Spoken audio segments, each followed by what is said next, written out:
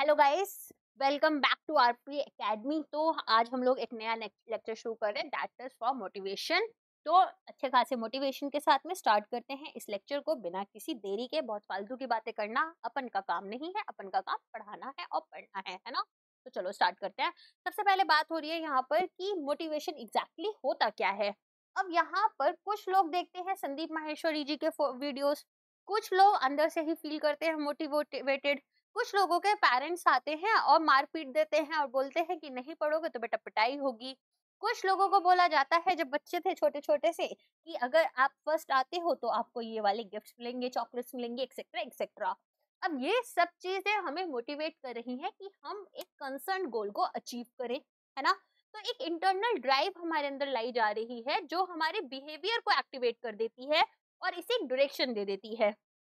तो मोटिवेशन जो है वो फोर्सेस हो गई जो कि या तो हमारे ऊपर काम कर रही हैं या तो हमारे अंदर से ही आ रही हैं और कॉज कर रही हैं अराउजल, डायरेक्शन दे रही हैं, परसिस्टेंस बना रही हैं हमें गोल डायरेक्टेड वॉलंटरी एफर्ट्स लेने के लिए। तो हम बोल सकते हैं कि यहाँ पर जो टर्म है मोटिवेशन थियरी, वो क्या है, वो हमारी कंसर्न है विद द प्रोसेसेस जो कि ये डिस्क्राइब कर रही हैं कि क्यों और कैसे ह्यूमन बिहेवियर को एक्टिवेट करना है, इसे डायरेक्ट करना है। तो प्रोसेस ऑफ स्टिमुलेटिंग पीपल, यहाँ पर हम लोगों को स्टिमुलेट कर रहे हैं कि बेटा आओ काम करो, इस अपने गोल को अचीव करो। और ये कैसे करोगे, तो यहाँ पर प्यार से करोगे वरना पिटाई से करोगे, खुद के मन से करोगे वरना पैसे के लिए करोगे, कैसे भी नहीं करोगे तो तुम्हें करवाया जाएगा, है ना।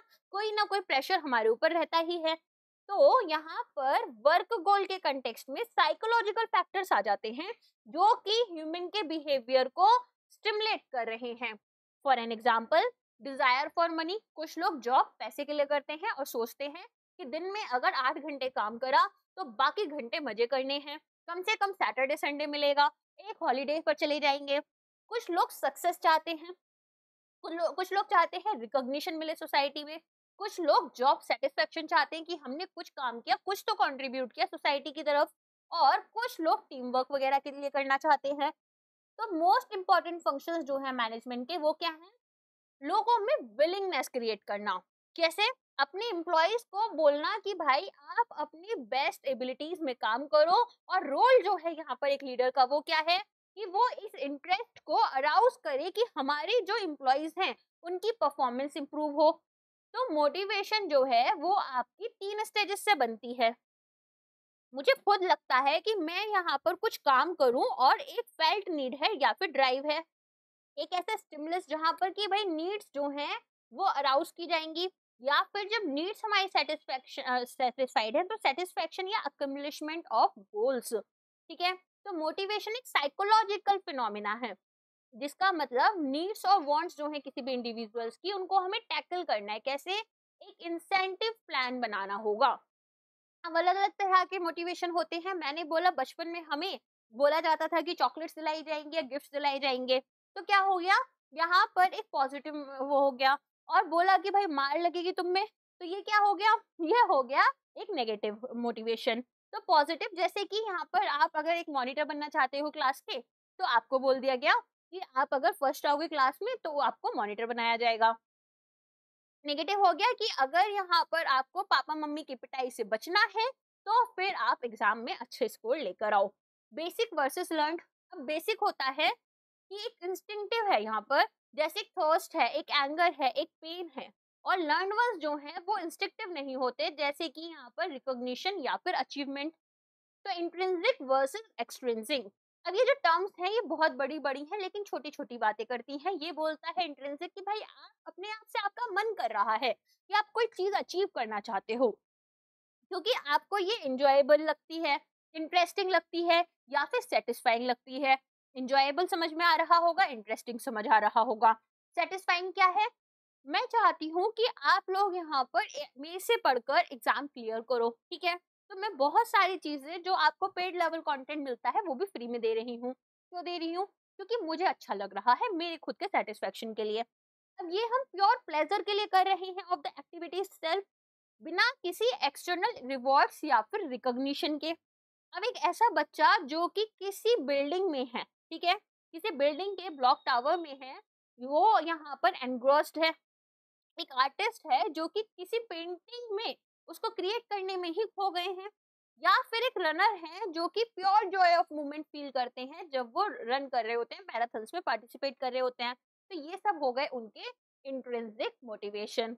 एक्सट्रिंसिक क्या होते हैं? जब हमें एक्सटर्नल फैक्टर्स दिए जा रहे हैं, जैसे आपने कुछ कोचिंग इंस्टीट्यूट्स देखे होंगे जो कॉन्टिन्यूसली इस तरह के वीडियोस बनाते हैं कि अगर आपका सो एंड सो जॉब लग जाएगा तो आपको कितना सैलरी मिलेगा, कौन से इंस्टीट्यूट में ज्यादा सैलरी मिलेगा, कहाँ पर ज्यादा बेनिफिट्स है। ये सब आपको एक्सटर्नल फैक्टर्स हैं जो कि कहीं ना कहीं मोटिवेट कर रहे हैं। अब आप इससे पढ़ना तो शुरू करोगे, लेकिन कितने दिनों तक? तो यहाँ पर जो डिजायर है कि हम कुछ काम कर रहे हैं क्योंकि हमें कोई रिवॉर्ड्स चाहिए या फिर कोई ऐसे कॉन्सिक्वेंसेज हैं जो यहाँ पर उस काम को करने से मिलेंगे। तो ये रिवॉर्ड्स टेंजिबल हो सकते हैं, जैसे पैसा मिल जाए हमारे हाथ में, ग्रेड्स मिल जाए, ट्रॉफीज मिल जाए, या फिर इंटेंजिबल हो सकते हैं, जैसे यहाँ पर तारीफ कर दी जाए, अप्रूवल हो जाए, या सोशल स्टेटस मिल जाए। तो एक बच्चा है जो कि रात में पढ़ रहा है, ठीक है, एग्जाम के लिए, क्योंकि उसे पास होना है। तो ये क्या बन जाएगा? ये बन जाएगा यहाँ पर एक्सट्रिंसिक मोटिवेशन की एक रात में पढ़कर बस पास हो जाना है। सिमिलरली एक एम्प्लॉई है जो कि काम पर जा रही है एज उनको एक सैलरी अर्न करनी है और अपनी जॉब सिक्योरिटी मेंटेन करनी है। अब आ जाते हैं मोटिवेशनल थियरीज पर। सबसे पहले आती है कंटेंट थियरीज। हम यहाँ पर स्पेसिफिक नीड्स देख रहे हैं जो लोगों को मोटिवेट करेंगी। इनको हम नीड बेस्ड थियरीज या फिर ह्यूमनिस्टिक अप्रोच भी बोलते हैं। इनको मेनली फोकस किया जाता है इंटरनल फैक्टर्स पर जो कि एनर्जाइज या फिर डायरेक्ट कर रहे हैं ह्यूमन के बिहेवियर को। तो मैस्लो की हायरार्की नीड्स, एल्फ्रेडर की ईआरजी थियरी, हर्जबर्ग्स की motivator hygiene theory and McClelland की लर्नर्स नीड और थियरी नीड थियरी आर, यहाँ पर ये सब थ्री नीड्स थियरी क्या है? मेजर कंटेंट थियरीज हैं। प्रोसेस थियरीज, यहाँ पर हम एक्सप्लेन करेंगे कि how the process of motivation works in an individual.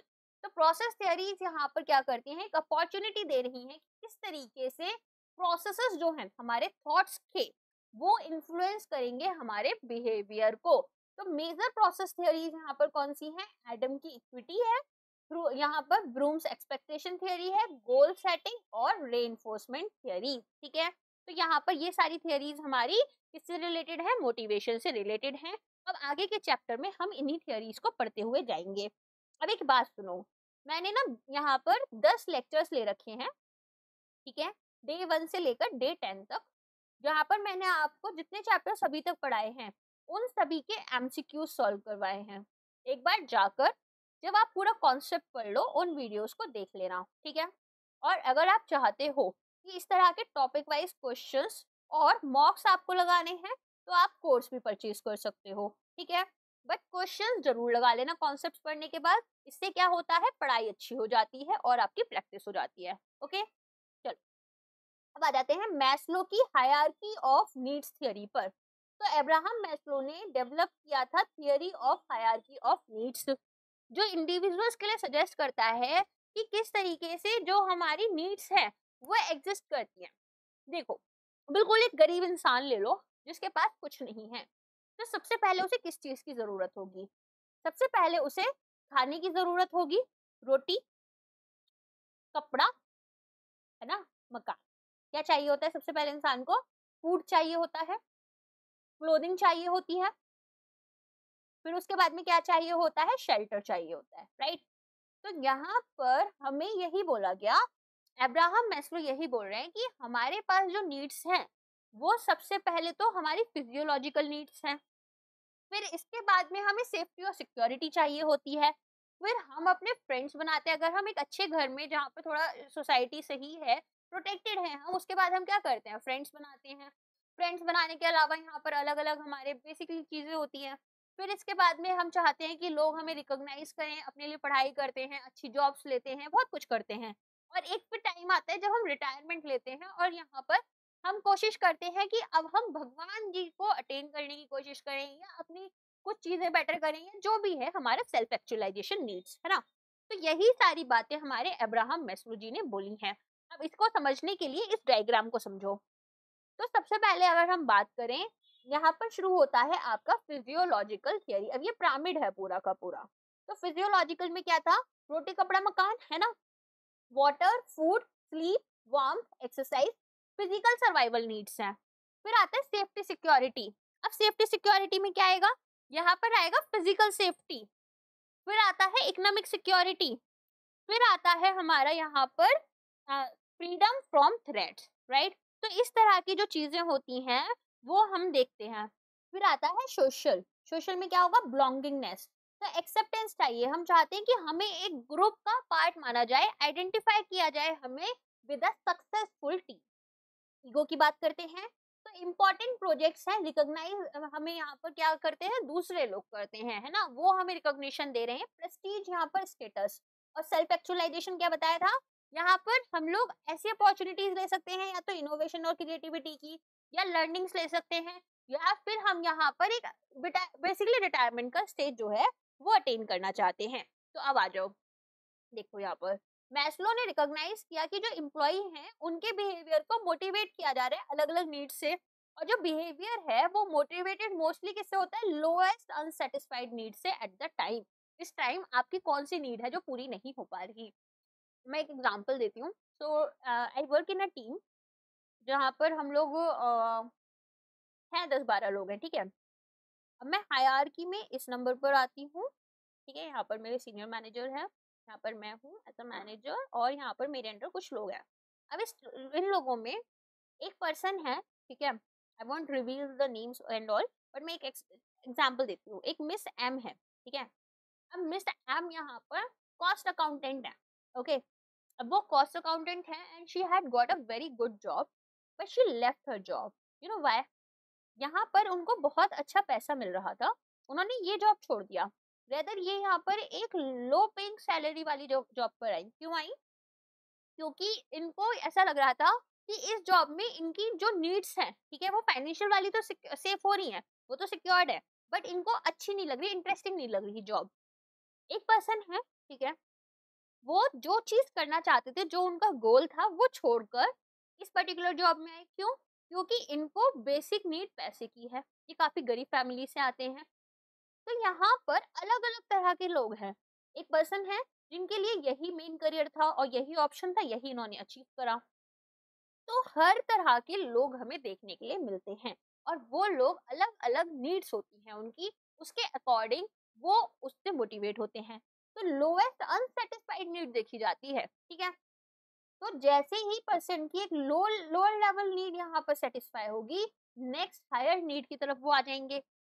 अब इस एग्जाम्पल को ध्यान में रखना, ठीक है। हायरार्की जो है वो प्राइम मोटिवेटर बन रही है, क्योंकि अब इन्हें पैसा चाहिए था। इनिशियली क्यों चाहिए था? ऑफकोर्स फूडिंग के लिए, शेल्टर के लिए, क्लोथिंग के लिए। तो यहाँ पर हम सेटिस्फेक्शन प्रोग्रेशन जो प्रोसेस है वो देख रहे हैं इस पूरे के पूरे इसमें। तो हम यहाँ से नीचे से ऊपर की तरफ जाते हैं। तो अगर कोई पर्सन है जो कि हायर नीड को सेटिस्फाई नहीं कर पा रहे, तो वो क्या करेंगे, वो यहाँ पर मोटिवेटेड रहेंगे जब तक कि ये नीड इनकी सेटिस्फाई नहीं हो जाती। अब जैसे ही ये नीड सेटिस्फाई होती है, ये तुरंत दूसरी नीड की तरफ चले जाते हैं। तो फिजियोलॉजिकल नीड्स कैसे हैं? मोस्ट इंपॉर्टेंट है, सर्वाइवल के लिए जरूरी है। तो पीपल यहाँ पर मोटिवेट होते हैं इनको सेटिस्फाई करने के लिए। पहले जैसे ही ये ग्रेटिफाइड फील करते हैं, तो सेफ्टी नीड यहाँ पर स्ट्रॉन्गेस्ट आ जाती है। अब खुद को बचाना है, सेफ्टी सिक्योरिटी डेफिनेटली जरूरी है। तो सेफ्टी नीड्स यहाँ पर सेटिस्फाई की जाती हैं। फिर हमें लगता है कि यार हमारे तो कोई फ्रेंड्स नहीं है, सब लोगों के इतने फ्रेंड्स हैं, ग्रुप्स नहीं है, सर्कल्स नहीं है, मेरे साथ ऐसा नहीं है। मैं एक एग्जांपल दे रही हूँ, फिर सोचने लगोगे, ठीक है। कुछ बच्चे सोच में चले जाते हैं, उनको पढ़ा रहे हो, पढ़ाते पढ़ाते कहीं और सोचने लग जाएंगे और फिर उस सोच में डूब जाएंगे। The exception to the satisfaction progression process is self actualisation. अब इन सब में सबसे अलग है सेल्फ एक्चुअलाइजेशन, जहां पर लोग एक्सपीरियंस करते हैं self actualisation. They desire more than less of this need, ठीक है। वो क्या चाहते हैं, वो यहाँ पर ज्यादा मतलब कुछ अलग ही चाहते हैं। ऐसा नहीं है, ये यहाँ पर जो बाकी नीड्स थी उनमें तो हमें काफी सारी चीजों की जरूरत है, यहाँ पर हम खुद में इनर सेटिस्फेक्शन चाहते हैं, ठीक है। तो मैस्लो जो है वो बिलीव करते हैं कि ये जो नीड्स हैं ये सिमिलर है इंस्टिंक्ट्स के, और एक मेजर रोल लेकर आती है motivating our behaviour. Physiological, security, social, esteem needs यहाँ पर डेफिशिएंसी नीड्स हैं। जिनको हम डी नीड्स बोलेंगे कि हमारे पास यहाँ दोस्त नहीं है, हमारे पास सेफ्टी सिक्योरिटी नहीं है ना? तो ये सारी चीजें हो गई, लोग हमें जानते ही नहीं है हम कौन है। तो ये जो नीड्स हैं ये डेप्रिवेशन से आ रही हैं। अब इन लो लेवल नीड्स को यहाँ पर सेटिस्फाई करना ज्यादा जरूरी होता है ताकि अनप्लेजेंट फीलिंग या कॉन्सिक्वेंसेस देखने के लिए ना मिले। तो मैस्लो ने टर्म किया है the highest level of the pyramid as growth needs, ठीक है। और यहाँ पर इनको ये बोलते हैं बी नीड्स। तो ग्रोथ नीड्स जो है वो आपकी किसी चीज की कमी से नहीं आ रही, रेदर यहाँ पर एक डिजायर है कि मुझे एज अ पर्सन ग्रो करना है, एक खुद को बेटर इंसान बनाना है, या फिर खुद को यहाँ पर ज्यादा अच्छे पार्ट में लेकर आना है। बट ऐसा कुछ नहीं है कि मेरी कोई नीड सेटिस्फाई नहीं हो रही। तो 5 लेवल्स ऑफ हायरार्की नीड्स क्या है? अब ये हमारे पास आ जाती है पहले फिजियोलॉजिकल, जैसा मैंने बताया मोस्ट बेसिक है, असेंशियल नीड्स हैं सर्वाइवल के लिए, food water air sleep shelter clothing. Safety and security needs हैं, तो जब बेसिक फिजिकल नीड्स हमारी मीट हो गई तो इंडिविजुअल सेफ्टी सिक्योरिटी करते हैं।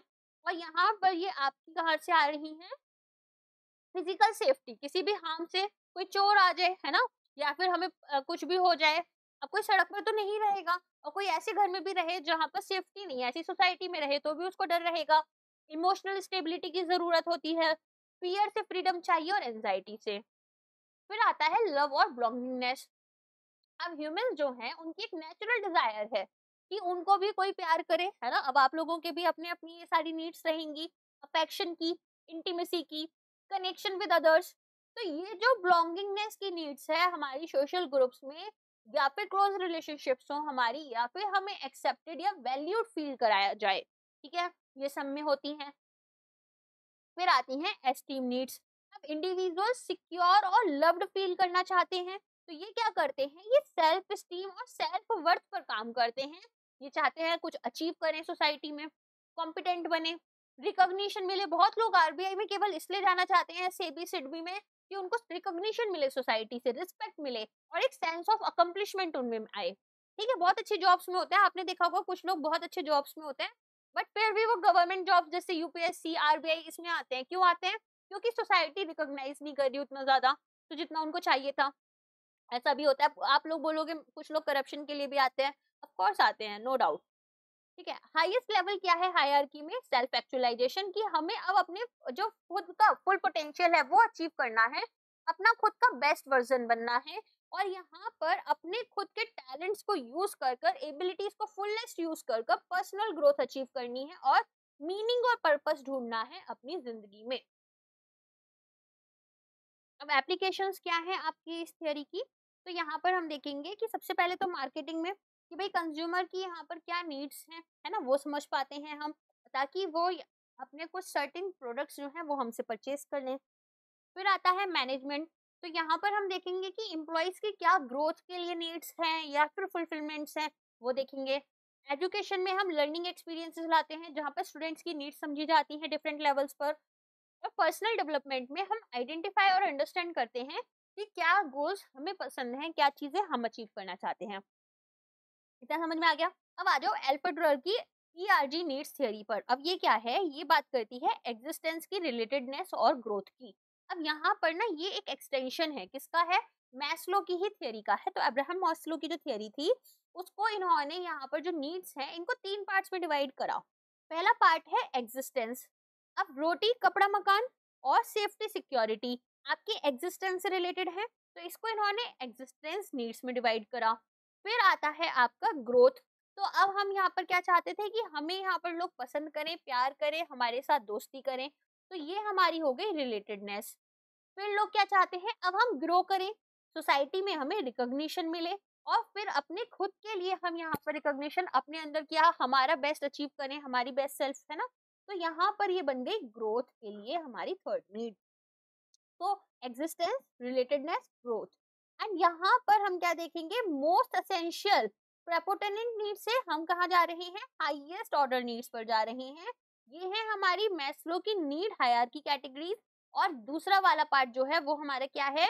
ये है हमारा एल्फेडरर का नीड्स हायरार्की कैटेगरीज। अब आ जाओ।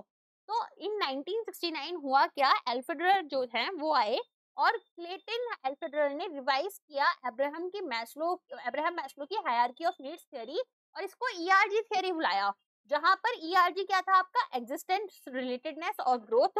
एंड यहाँ पर एल्फरेडर का जो कंट्रीब्यूशन था ऑर्गेनाइजेशनल बिहेवियर में, उसके साथ में इन्होंने डब किया।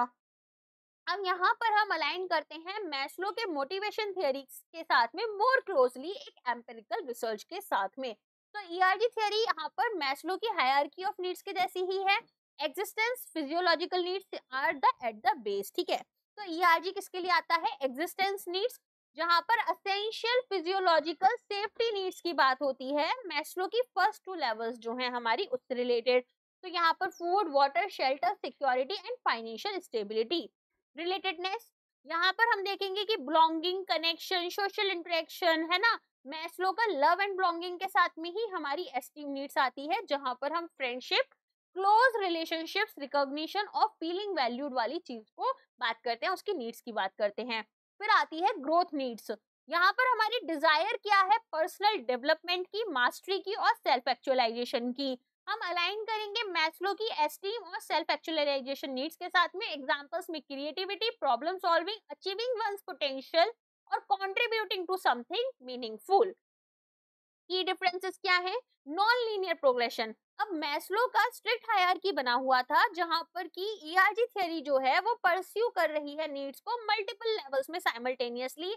जैसे किसी को करियर ग्रोथ चाहिए, तो वो यहाँ पर हो सकता है स्ट्रॉन्ग रिलेशनशिप्स एट वर्क को प्रायोरिटाइज करे। Frustration regression principle, this is important. तो यहाँ पर अगर एक हायर लेवल में हमारी जो रिमेन नीड्स हैं वो मान लो अनफुलफिल्ड रहती हैं, तो इंडिविजुअल रिग्रेस या फिर वैसा फील करेगा और यहाँ पर लोअर नीड्स जो हैं, ठीक है, उनसे ज्यादा इनको प्रायोरिटाइज करेगा। फॉर एन एग्जांपल, मान लो आप हो, ठीक है, अब आपको लगता है कि मैं सोसाइटी में कुछ कंट्रीब्यूट करना चाहता हूँ। अब जो जॉब आप कर रहे हो उसमें आपको पैसा तो मिल रहा है, लेकिन आप कुछ कंट्रीब्यूट नहीं कर पा रहे, तो क्या आपको अच्छा लगेगा? हो सकता है कि आपको पैसे से ज्यादा अपने आप में खुश फील करना जरूरी है, जैसे साधु लोग होते हैं, है ना। तो यहाँ पर एक फ्रस्ट्रेटेड आर्टिस्ट हो सकते हैं जिनकी अनफुलफिल्ड ग्रोथ नीड है, जो ये फोकस करना चाहते थे building stronger social communication connection to cope. Growth, satisfaction and progression, ERG theory acknowledge करता है कि ग्रोथ नीड जो है वो हमारी जो डिजायर है कि हमें फर्दर ग्रोथ चाहिए, उसको भी ट्रिगर कर सकता है। लेकिन मैस्लो के असम्पशन में स्टैग्नेशन आ जाता है हमारे सेल्फ एक्चुअलाइजेशन स्टेज पर। कुछ लोग होते हैं ना, जीवन भर काम करते हैं, कुछ ना कुछ करते रहते हैं, रिटायरमेंट नहीं लेते, ठीक है, तो ये उन लोगों के लिए भी हमारा अप्लाई होता है। अब बेनिफिट्स क्या है ईआरजी के, देखो प्रैक्टिकल एप्लीकेशन है, ज्यादा फ्लेक्सिबल है, ज्यादा अच्छे से एप्लीकेबल है हमारी ऑर्गेनाइजेशनल सेटिंग्स में।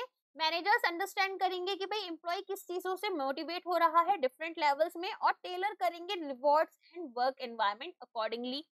इंडिविजुअल्स की वेरिएबिलिटी की बात करें तो यहाँ पर हर एक नीड हमारे इंडिविजुअल्स की वेरी करती है और चेंज हो सकती है समय के साथ में या फिर उनके पर्सनल सर्कमस्टांसेस।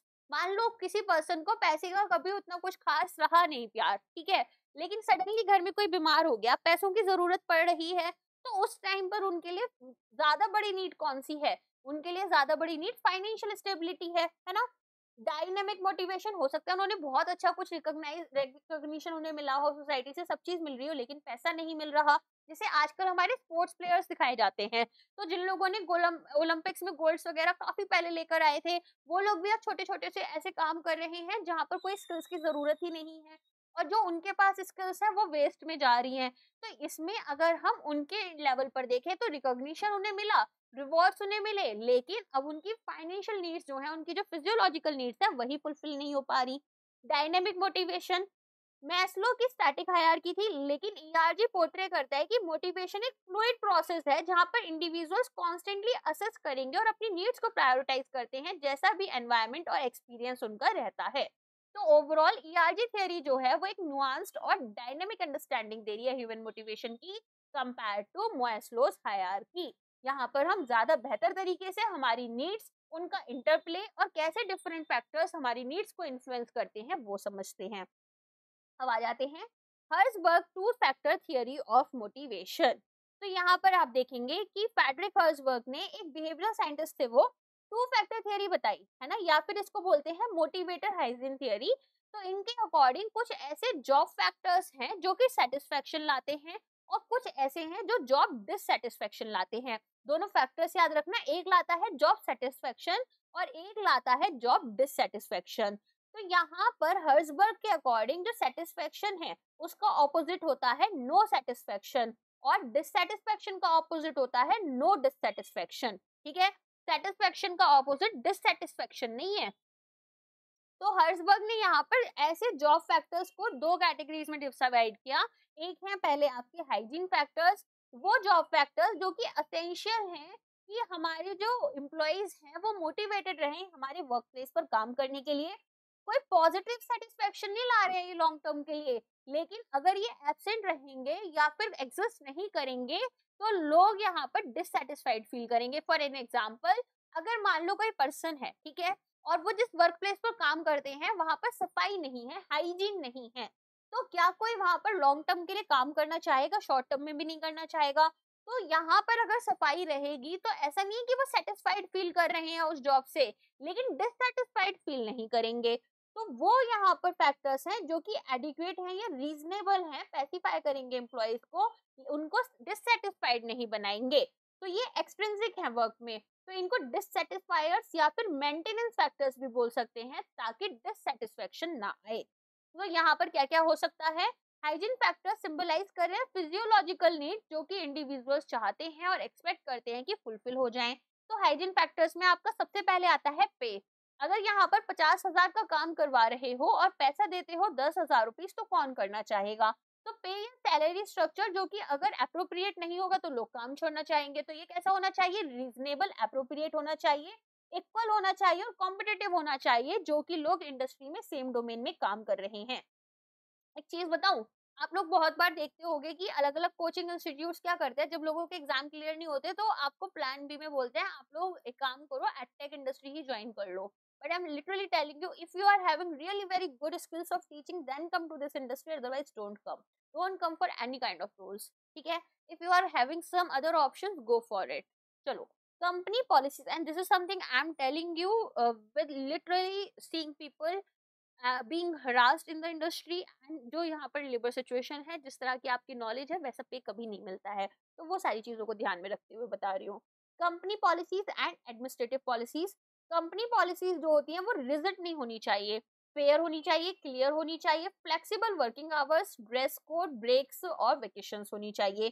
फ्रिंज बेनिफिट्स, यहाँ पर हेल्थ केयर प्लान प्रोवाइड किए जाते हैं, मेडिक्लेम्स बेनिफिट्स प्रोवाइड किए जाते हैं फैमिली मेंबर्स के लिए, और एम्प्लॉय जो हैं वो प्रोग्राम्स को हेल्प करते हैं। बेसिकली एम्प्लॉय हेल्प प्रोग्राम्स होने चाहिए कि ऐसे प्रोग्राम्स जो एम्प्लॉय की हेल्प करें। मान लो किसी के घर में कोई ज्यादा बीमार है तो उन्होंने बोला कि भाई सब लोग ऑर्गेनाइजेशन में थोड़ा थोड़ा डोनेट कर दो। तो इस तरह के फैक्टर्स भी हमारे होने चाहिए। फिजिकल वर्किंग कंडीशन, ठीक है, तो यहाँ पर working condition safe, clean and hygienic होनी चाहिए, जैसा मैंने भी बताया था।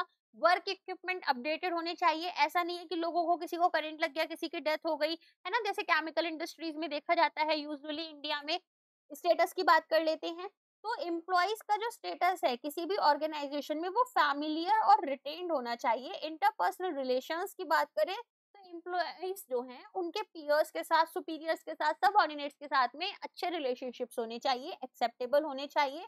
कोई भी कॉन्फ्लिक्ट या ह्यूमिलेशन एलिमेंट नहीं होना चाहिए। ह्यूमिलेशन एलिमेंट आते ही लोग जॉब छोड़ना शुरू कर देते हैं, फिर चाहे फिजियोलॉजिकल नीड्स भी मीट कर रही हो या नहीं कर रही हो। जॉब सिक्योरिटी, ऑर्गेनाइजेशन यहाँ पर जॉब सिक्योरिटी प्रोवाइड करे अपने एम्प्लॉयज को। तो ये सब कौन से थे फैक्टर्स? डिससेटिस्फायर्स बन जाएंगे अगर ये प्रेजेंट नहीं है। ठीक है, कोई सेटिस्फेक्शन नहीं दे रहे लेकिन डिससेटिस्फेक्शन क्रिएट हो जाएगा अगर ये एब्सेंट होते हैं। देन आ जाते हैं मोटिवेशनल फैक्टर्स पर। हर्सबर्ग यहाँ पर बोलते हैं कि जो हाइजीन फैक्टर्स हैं उनको हम मोटिवेटर्स नहीं बोल सकते, वो मोटिवेट नहीं कर रहे हमें, है ना, अच्छी पे मिलना हमारा यहाँ पर हक है, लेकिन मोटिवेशनल फैक्टर्स हमें पॉजिटिव सेटिस्फेक्शंस देंगे और इनहेरेंट होते हैं काम में। तो एम्प्लॉइज की एक सुपीरियर परफॉर्मेंस देखने के लिए मिलती है, सेटिस्फायर्स होते हैं और यहाँ पर एक एम्प्लॉय अच्छी जॉब परफॉर्म कर पाते हैं। तो यहाँ पर आपके लिए इंट्रिंसिकली रिवॉर्डिंग होने चाहिए। मोटिवेटर्स जो हैं वो सिंबलाइज करेंगे साइकोलॉजिकल नीड्स। अगर हाइजीन फैक्टर्स किससे सिंबलाइज कर रहे थे? फिजियोलॉजिकल से, है ना। और साइकोलॉजिकल नीड्स कौन सी आ जाएंगी आपकी? साइकोलॉजिकल नीड्स आपकी आ जाती हैं बेसिकली वो नीड्स, एक सेकेंड स्पेलिंग ही गलत लिख दी जल्दी जल्दी में। तो साइकोलॉजिकल नीड्स आपकी कौन सी आ जाती हैं? वो नीड्स जहां पर कि हम इनको एक एडिशनल बेनिफिट मानेंगे। तो रिकॉग्निशन, एम्प्लॉय को प्रेस किया जा रहा है, रिकॉग्नाइज किया जा रहा है उनके अकम्प्लिशमेंट्स को। सेंस ऑफ अचीवमेंट, एक सेंस ऑफ अचीवमेंट आ रहा है, वो उनकी जॉब पर डिपेंडेंट होगा। Fruit of some sort in the job, growth and promotional opportunities दी जा रही हैं, है ना। तो यहाँ पर ग्रोथ हो रही है, एडवांसमेंट अपॉर्चुनिटीज आ रही हैं ऑर्गेनाइजेशन में, जो कि मोटिवेट कर रही हैं एम्प्लॉइज को कि वो अच्छा परफॉर्म करें।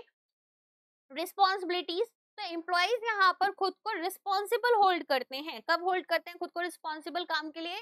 जब यहाँ पर उनको ओनरशिप दी जा रही है, मिनिमाइज कंट्रोल है, अकाउंटेबिलिटी रिटेन करने के साथ साथ यहाँ पर डिसीजन मेकिंग में उनका पार्टिसिपेशन देखा जा रहा है, ठीक है। इसके बाद में आती है मीनिंगफुलनेस ऑफ द वर्क। तो वर्क जो है वो खुद में मीनिंगफुल होना चाहिए, इंटरेस्टिंग होना चाहिए, चैलेंजिंग होना चाहिए किसी भी एम्प्लॉय के लिए, ताकि वो परफॉर्म करे और मोटिवेटेड रहे। तो लिमिटेशंस क्या है टू फैक्टर थियरी की? टू फैक्टर थियरी जो है वो लिमिटेशन से फ्री नहीं है। टू फैक्टर थियरी यहाँ पर सिचुएशनल वेरिएबल्स को ओवरलुक कर लेती है। हर्जबर्ग एज्यूम करते हैं कि कोरिलेशन है सेटिस्फेक्शन और प्रोडक्टिविटी के बीच में। जो रिसर्च यहाँ पर कंडक्ट की हर्जबर्ग ने, वो स्ट्रेस अपॉन कर रहे हैं कि हमारा जो सेटिस्फेक्शन है ना, वो यहाँ पर हमें मिलना चाहिए और प्रोडक्टिविटी की तरफ ये नहीं जा रहे। थियरी जो है इसकी रिलायबिलिटी अनसर्टेन है, क्योंकि एनालिसिस यहाँ पर हमें देखनी होगी रेटर्स की। रेटर्स यहाँ पर फाइंडिंग्स को यहाँ स्पॉइल कर सकते हैं by analysing same response in different matters. कोई कॉम्प्रिहेंसिव मेजर नहीं है कि सेटिस्फेक्शन का, है ना, कोई कितना सेटिस्फाइड है ये कैसे बताओगे? एम्प्लॉय यहाँ पर जॉब को एक्सेप्टेबल मान सकते हैं डिस्पाइट कि वो यहाँ पर कुछ पार्ट अपनी जॉब का हेट करते हो, बिल्कुल पसंद नहीं करते हो। टू फैक्टर थियरी जो है वो बायस से फ्री नहीं है, क्योंकि it is based on natural reaction. Employees का कैसा रिएक्शन आ रहा है जब उनसे source of satisfaction and dissatisfaction पूछा जा रहा है, वो डिससेटिस्फेक्शन एक्सटर्नल फैक्टर्स पर ज्यादा ब्लेम करेंगे, जैसे सैलरी स्ट्रक्चर, कंपनी की policies, peer relationship. Also employees जो हैं वो खुद को क्रेडिट देते हैं जब सेटिस्फेक्शन फैक्टर एट वर्क की बात आती है, कि भाई मैं यहाँ पर रहता हूँ क्योंकि मैं अपना काम अच्छे से करता हूँ, मुझे कोई फर्क नहीं होता, या मेरी जरूरतें हैं, या मैंने ऐसे किया वैसे किया। वो यहाँ पर ऑर्गेनाइजेशन उनके लिए क्या चीजें लेकर आ रही है उसके बारे में कम ही बात करते हैं, ठीक है। अब आ जाओ, थियरी जो है इग्नोर करती है ब्लू कॉलर वर्कर्स को डिस्पाइट दीज लिमिटेशंस। यहाँ पर ये एक एक्सेप्टेबल थियरी है। ओके, इम्प्लीकेशंस क्या है इसके? ये इम्प्लाई करती है कि जो मैनेजर्स हैं उनको गारंटी करनी है adequacy of the hygiene factors, ताकि एम्प्लॉय डिससेटिस्फेक्शन को अवॉइड करें। ऑल्सो जो मैनेजर्स हैं ये यहाँ पर मेक श्योर करेंगे कि वर्क स्टिमुलेटिंग है, रिवॉर्डिंग है, और एम्प्लॉयज को मोटिवेट करेंगे कि वो काम करें और परफॉर्म करें हार्डर एंड बेटर। ये थियरी एम्फसाइज करती है upon job enrichment so as to motivate the employees. Job यहाँ पर यूटिलाइज करना चाहिए हमारे एम्प्लॉयज की स्किल्स को, उनकी कॉम्पिटेंसीज को मैक्सिमम वे में, और फोकस करेंगे मोटिवेशनल फैक्टर्स पर जो कि उनके वर्क क्वालिटी को इम्प्रूव कर दे। मैकलेंड्स नीड थियरी।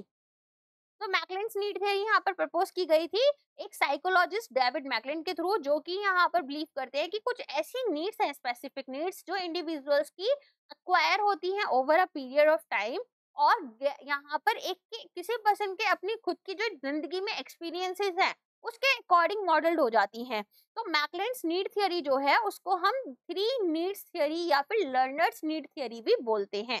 अब यहाँ पर क्या होगा, यहाँ पर तीन बेसिक मोटिवेटिंग नीड्स हैं, need for power, need for affiliation, need for achievement, ठीक है।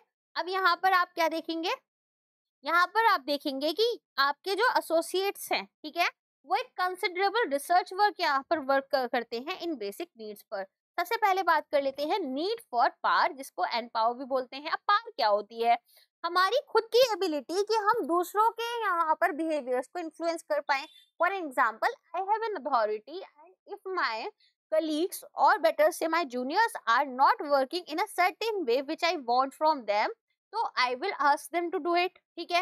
मेरे सिर्फ बोलने से ही शायद वो कर दे, अदरवाइज मैं उनको बोल सकती हूँ कि आपको यहाँ पर अगर आप नहीं करोगे तो फिर आपको ही नुकसान हो सकता है, तो वो इस काम को करने लग जाएंगे।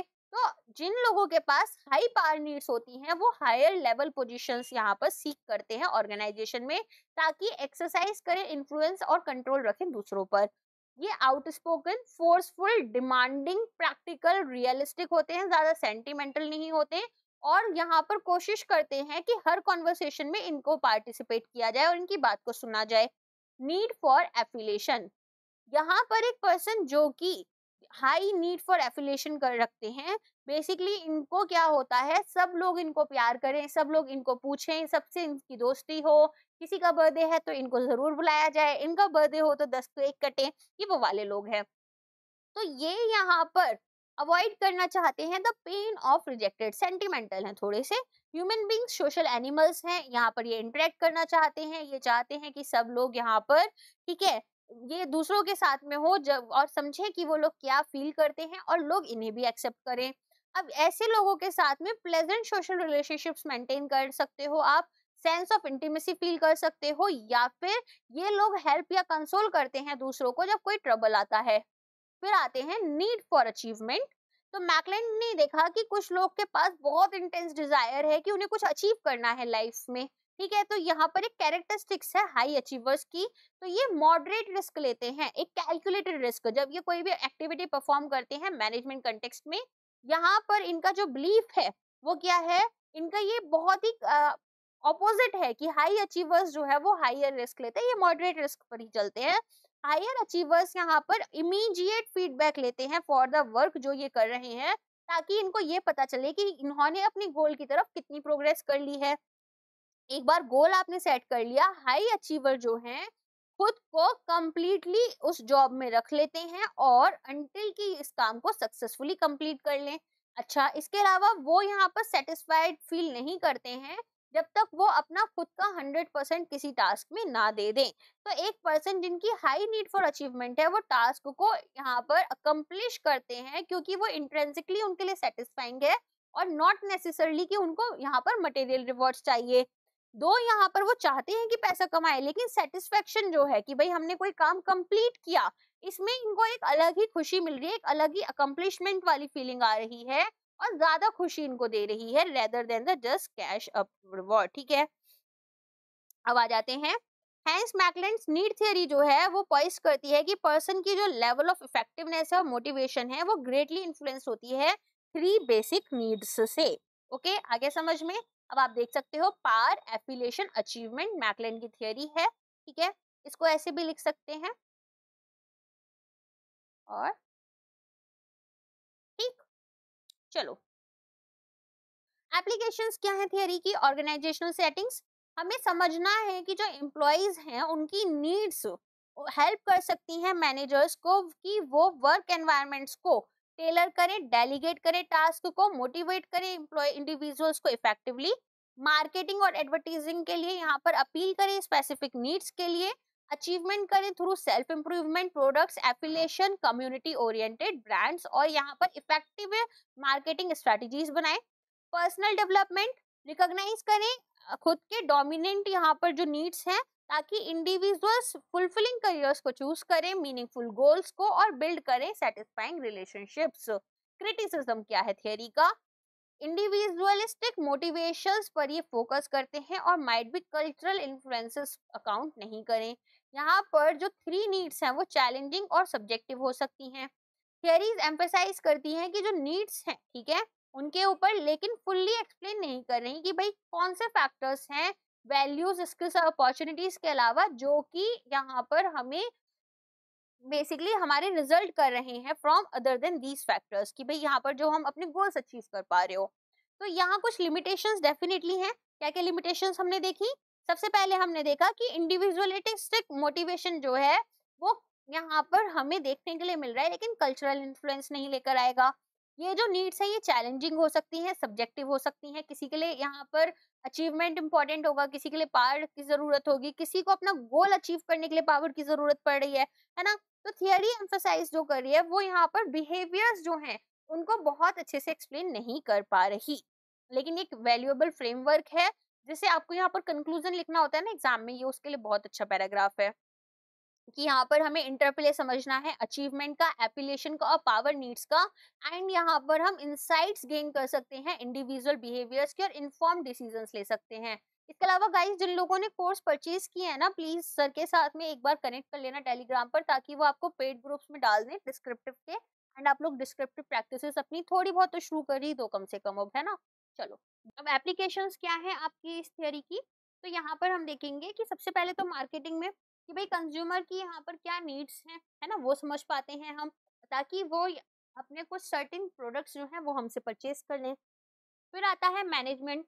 तो यहाँ पर हम देखेंगे कि एम्प्लॉयज की क्या ग्रोथ के लिए नीड्स हैं या फिर फुलफिलमेंट्स हैं, वो देखेंगे।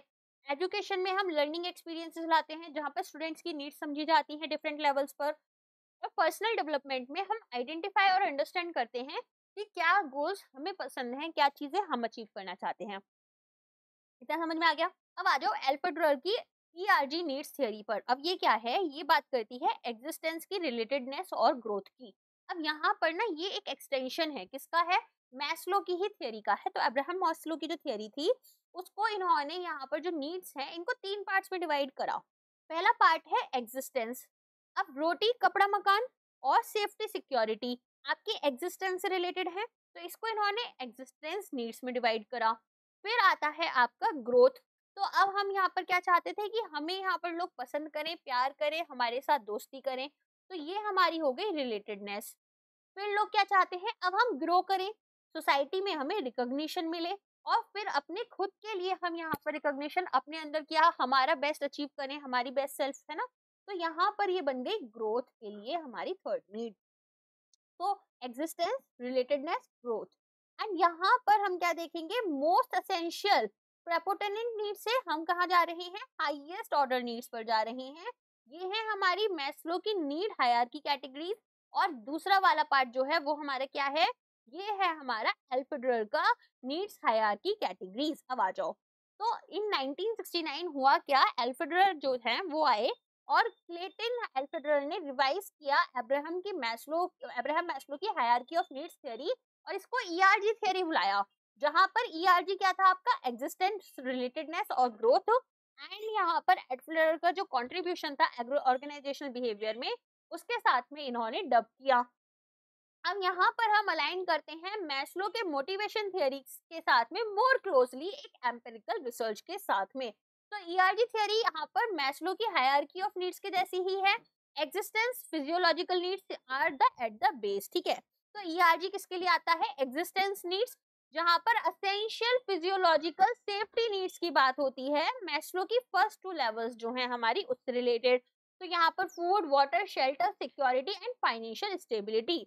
रिलेटेडनेस, यहाँ पर हम देखेंगे कि बिलोंगिंग, कनेक्शन, सोशल इंटरेक्शन, है ना। मैस्लो का लव एंड बिलोंगिंग के साथ में ही हमारी एस्टीम नीड्स आती है, जहां पर हम फ्रेंडशिप, क्लोज रिलेशनशिप्स, रिकॉग्निशन और फीलिंग वैल्यूड वाली चीज को बात करते हैं, उसकी नीड्स की बात करते हैं। फिर आती है ग्रोथ नीड्स। यहाँ पर हमारी डिजायर क्या है, पर्सनल डेवलपमेंट की, मास्टरी की और सेल्फ एक्चुअलाइजेशन की। हम अलाइन करेंगे मैस्लो की एस्टीम और सेल्फ एक्चुअलाइजेशन नीड्स के साथ में। एग्जांपल्स में creativity, problem solving, achieving one's potential और कंट्रीब्यूटिंग टू समथिंग मीनिंगफुल। की डिफरेंसेस क्या है, नॉन लीनियर प्रोग्रेशन। अब मैस्लो का स्ट्रिक्ट हायरार्की बना हुआ था, जहां पर की ईआरजी थ्योरी जो है वो परस्यू कर रही है नीड्स को मल्टीपल लेवल्स में साइमल्टेनियसली। जैसे किसी को करियर ग्रोथ चाहिए, तो वो यहाँ पर हो सकता है स्ट्रॉन्ग रिलेशनशिप्स एट वर्क को प्रायोरिटाइज करे। Frustration regression principle, this is important. तो यहाँ पर अगर एक हायर लेवल में हमारी जो रिमेन नीड्स हैं वो मान लो अनफुलफिल्ड रहती हैं, तो इंडिविजुअल रिग्रेस या फिर वैसा फील करेगा, और यहाँ पर लोअर नीड्स जो हैं, ठीक है, उनसे ज्यादा इनको प्रायोरिटाइज करेगा। फॉर एन एग्जांपल, मान लो आप हो, ठीक है, अब आपको लगता है कि मैं सोसाइटी में कुछ कंट्रीब्यूट करना चाहता हूँ। अब जो जॉब आप कर रहे हो उसमें आपको पैसा तो मिल रहा है, लेकिन आप कुछ कंट्रीब्यूट नहीं कर पा रहे, तो क्या आपको अच्छा लगेगा? हो सकता है कि आपको पैसे से ज्यादा अपने आप में खुश फील करना जरूरी है, जैसे साधु लोग होते हैं, है ना। तो यहाँ पर एक फ्रस्ट्रेटेड आर्टिस्ट हो सकते हैं जिनकी अनफुलफिल्ड ग्रोथ नीड है, जो ये फोकस करना चाहते थे building stronger social communication connection to कोप।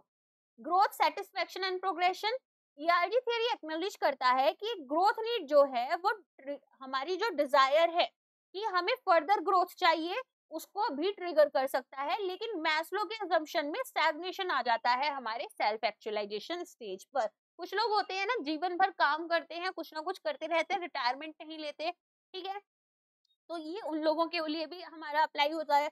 अब बेनिफिट्स क्या है ईआरजी के? देखो, प्रैक्टिकल एप्लीकेशन है, ज्यादा फ्लेक्सिबल है, ज्यादा अच्छे से एप्लीकेबल है हमारी ऑर्गेनाइजेशनल सेटिंग्स में। मैनेजर्स अंडरस्टैंड करेंगे कि भाई एम्प्लॉय किस चीजों से मोटिवेट हो रहा है डिफरेंट लेवल्स में, और टेलर करेंगे rewards and work environment accordingly. Individuals की वेरिएबिलिटी की बात करें तो यहाँ पर हर एक नीड हमारे इंडिविजुअल्स की वेरी करती है और चेंज हो सकती है समय के साथ में या फिर उनके पर्सनल सर्कमस्टांसेस। मान लो किसी पर्सन को पैसे का कभी उतना कुछ खास रहा नहीं प्यार, ठीक है, लेकिन सडनली घर में कोई बीमार हो गया, पैसों की जरूरत पड़ रही है, तो उस टाइम पर उनके लिए ज्यादा बड़ी नीड कौन सी है? उनके लिए ज्यादा बड़ी नीड फाइनेंशियल स्टेबिलिटी है ना। डायनेमिक मोटिवेशन हो सकता है उन्होंने बहुत अच्छा कुछ रिकॉग्निशन उन्हें मिला हो, सोसाइटी से सब चीज मिल रही हो, लेकिन पैसा नहीं मिल रहा। जैसे आजकल हमारे स्पोर्ट्स प्लेयर्स दिखाए जाते हैं, तो जिन लोगों ने ओलंपिक्स में गोल्ड्स वगैरह काफी पहले लेकर आए थे, वो लोग भी अब छोटे छोटे से ऐसे काम कर रहे हैं जहां पर कोई स्किल्स की जरूरत ही नहीं है, और जो उनके पास स्किल्स है वो वेस्ट में जा रही हैं। तो इसमें अगर हम उनके लेवल पर देखें तो रिकॉग्निशन उन्हें मिला, रिवॉर्ड्स उन्हें मिले, लेकिन अब उनकी फाइनेंशियल नीड्स जो है, उनकी जो फिजियोलॉजिकल नीड्स है, वही फुलफिल नहीं हो पा रही। डायनेमिक मोटिवेशन, मैस्लो की स्टैटिक हायरार्की थी, लेकिन ईआरजी पोर्ट्रे करता है कि मोटिवेशन एक फ्लूइड प्रोसेस है जहां पर इंडिविजुअल्स कॉन्स्टेंटली असेस करेंगे और अपनी नीड्स को प्रायोरिटाइज करते हैं जैसा भी एनवायरनमेंट और एक्सपीरियंस उनका रहता है। तो ओवरऑल ईआरजी थ्योरी जो है वो एक नुआंस्ड और डायनेमिक अंडरस्टैंडिंग दे रही है ह्यूमन मोटिवेशन की कंपेयर टू मैस्लोस हायरार्की। यहाँ पर हम ज्यादा बेहतर तरीके से हमारी नीड्स, उनका इंटरप्ले और कैसे डिफरेंट फैक्टर्स हमारी नीड्स को इन्फ्लुएंस करते हैं वो समझते हैं। अब आ जाते हैं Herzberg two factor theory of motivation. तो यहाँ पर आप देखेंगे कि फ्रेडरिक हर्जबर्ग ने, एक बिहेवियरल साइंटिस्ट थे, वो टू फैक्टर थियरी बताई है ना, या फिर इसको बोलते हैं मोटिवेटर हाइजीन थियरी। तो इनके अकॉर्डिंग कुछ ऐसे जॉब फैक्टर्स हैं जो कि सेटिस्फेक्शन लाते हैं, और कुछ ऐसे हैं जो जॉब डिससेटिस्फेक्शन लाते हैं। दोनों फैक्टर्स याद रखना, एक लाता है जॉब सेटिस्फेक्शन और एक लाता है जॉब डिससेटिस्फेक्शन। तो यहाँ पर हर्जबर्ग के अकॉर्डिंग जो सेटिस्फेक्शन है उसका ऑपोजिट होता है नो सेटिस्फेक्शन, और डिससेटिस्फेक्शन का ऑपोजिट होता है नो डिससेटिस्फेक्शन, ठीक है। सेटिस्फेक्शन का ऑपोजिट डिससेटिस्फेक्शन नहीं है। तो हर्जबर्ग ने यहाँ पर ऐसे जॉब फैक्टर्स को दो कैटेगरीज में डिवाइड किया। एक है पहले आपके हाइजीन फैक्टर्स, वो जॉब फैक्टर्स जो कि असेंशियल हैं कि हमारे जो एम्प्लॉइज हैं वो मोटिवेटेड रहें हमारे वर्क प्लेस पर काम करने के लिए। कोई पॉजिटिव सेटिस्फेक्शन नहीं ला रहे हैं ये लॉन्ग टर्म के लिए, लेकिन अगर ये एब्सेंट रहेंगे या फिर एग्जिस्ट नहीं करेंगे तो लोग यहाँ पर डिससेटिस्फाइड फील करेंगे। फॉर एन एग्जाम्पल, अगर मान लो कोई पर्सन है, ठीक है, और वो जिस वर्क प्लेस पर काम करते हैं वहां पर सफाई नहीं है, हाइजीन नहीं है, तो क्या कोई वहां पर लॉन्ग टर्म के लिए काम करना चाहेगा? शॉर्ट टर्म में भी नहीं करना चाहेगा। तो यहाँ पर अगर सफाई रहेगी तो ऐसा नहीं है कि वो सेटिस्फाइड फील कर रहे हैं उस जॉब से, लेकिन डिससेटिस्फाइड फील नहीं करेंगे। तो वो यहाँ पर फैक्टर्स हैं जो कि एडिक्वेट हैं या रीजनेबल हैं, स्पेसिफाई करेंगे एम्प्लॉयज को, उनको डिससेटिस्फाइड नहीं बनाएंगे। तो ये एक्सट्रिंसिक है वर्क में, तो इनको डिससेटिस्फायर्स या फिर मेंटेनेंस फैक्टर्स भी बोल सकते हैं ताकि डिससेटिस्फेक्शन ना आए। तो यहाँ पर क्या क्या हो सकता है? हाइजीन फैक्टर सिंबलाइज कर रहे हैं फिजियोलॉजिकल नीड जो कि इंडिविजुअल्स चाहते हैं और एक्सपेक्ट करते हैं कि फुलफिल हो जाएं। तो हाइजीन फैक्टर्स में आपका सबसे पहले आता है पे। अगर यहाँ पर 50,000 का काम करवा रहे हो और पैसा देते हो 10,000 रुपीज, तो कौन करना चाहेगा? तो पे या सैलरी स्ट्रक्चर जो कि अगर अप्रोप्रिएट नहीं होगा तो लोग काम छोड़ना चाहेंगे। तो ये कैसा होना चाहिए? रीजनेबल, अप्रोप्रिएट होना चाहिए, इक्वल होना चाहिए और कॉम्पिटिटिव होना चाहिए, जो कि लोग इंडस्ट्री में सेम डोमेन में काम कर रहे हैं। एक चीज बताऊं, आप लोग बहुत बार देखते होंगे कि अलग अलग कोचिंग इंस्टीट्यूट्स क्या करते हैं, जब लोगों के एग्जाम क्लियर नहीं होते तो आपको प्लान बी में बोलते हैं आप लोग एक काम करो, एडटेक इंडस्ट्री ही ज्वाइन कर लो। But I am literally telling you, if you are having really very good skills of teaching then come to this industry, otherwise don't come for any kind of roles, ठीक है। If you are having some other options, go for it. चलो, company policies, and this is something I am telling you with literally seeing people being harassed in the industry, and जो यहाँ पर labour situation है, जिस तरह की आपकी knowledge है वैसा पे कभी नहीं मिलता है। तो वो सारी चीजों को ध्यान में रखते हुए बता रही हूँ। Company policies and administrative policies, company policies जो होती हैं वो रिजिड नहीं होनी चाहिए, फेयर होनी चाहिए, क्लियर होनी चाहिए, flexible working hours, dress code, breaks और वेकेशंस होनी चाहिए। फ्रिंज बेनिफिट्स, यहाँ पर हेल्थ केयर प्लान प्रोवाइड किए जाते हैं, मेडिक्लेम्स बेनिफिट्स प्रोवाइड किए जाते हैं फैमिली मेंबर्स के लिए, और एम्प्लॉय जो हैं वो प्रोग्राम्स को हेल्प करते हैं। बेसिकली एम्प्लॉय हेल्प प्रोग्राम्स होने चाहिए कि ऐसे प्रोग्राम्स जो एम्प्लॉय की हेल्प करें। मान लो किसी के घर में कोई ज्यादा बीमार है, तो उन्होंने बोला कि भाई सब लोग ऑर्गेनाइजेशन में थोड़ा थोड़ा डोनेट कर दो। तो इस तरह के फैक्टर्स भी हमारे होने चाहिए। फिजिकल वर्किंग कंडीशन, ठीक है, तो यहाँ पर working condition safe, clean and hygienic होनी चाहिए, जैसा मैंने भी बताया था। वर्क इक्विपमेंट अपडेटेड होने चाहिए, ऐसा नहीं है कि लोगों को, किसी को करंट लग गया, किसी की डेथ हो गई, है ना, जैसे केमिकल इंडस्ट्रीज में देखा जाता है यूजुअली इंडिया में।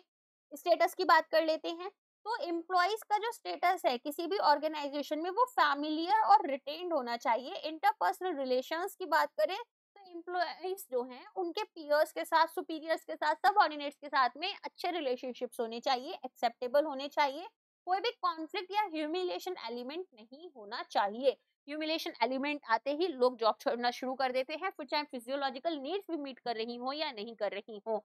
जॉब सिक्योरिटी, ऑर्गेनाइजेशन यहाँ पर जॉब सिक्योरिटी प्रोवाइड करे अपने एम्प्लॉयज को। तो ये सब कौन से थे फैक्टर्स, डिससेटिस्फायर्स बन जाएंगे अगर ये प्रेजेंट नहीं है, ठीक है, कोई सेटिस्फेक्शन नहीं दे रहे लेकिन डिससेटिस्फेक्शन क्रिएट हो जाएगा अगर ये एब्सेंट होते हैं।